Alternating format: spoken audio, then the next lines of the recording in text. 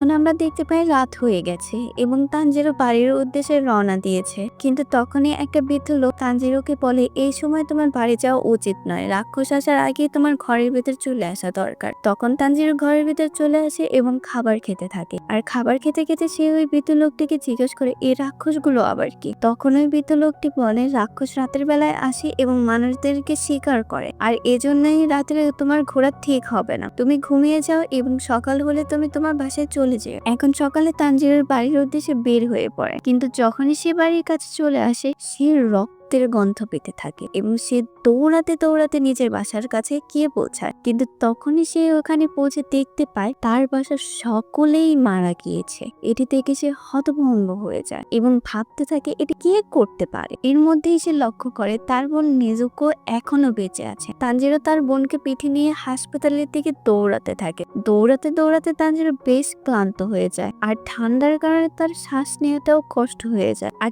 তখনই হঠাৎ করে নেজুকো রাক্ষসে পরিণত হওয়া শুরু করে। তারা দুজনই পাহাড়ের নিচে পড়ে যায়, কিন্তু নিচে বরফ হওয়ার কারণে তারা দুজনে বেঁচে যায়। আর তখন তানজিরো দেখতে পায় নেজুকো তার নিজের পায়ে দাঁড়িয়ে আছে। তখন তানজিরো বলে, তোমার দাঁড়ানোর দরকার নেই, আমি তোমাকে উঠিয়ে ডাক্তারের কাছে নিয়ে যাব। আর তখনই রাক্ষস হওয়া নেজুকো তানজিরোর উপর আক্রমণ করে দেয়।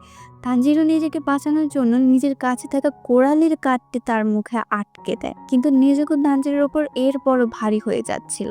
আর তানজিরো নেজুকোকে বলতে থাকে, আমাকে মাফ করে দিও, তুমি যখন মারা যাচ্ছিলে তখন আমি ঘুমাচ্ছিলাম, আমি কাউকেই বাঁচাতে পারিনি, কিন্তু আমি যাই হয়ে যাক তোমাকে অবশ্যই বাঁচাবো, আশা রাখো আমি তোমাকে অবশ্যই বাঁচাবো, তুমি রাক্ষস হতে পারো না। আর আমি তখনই দেখতে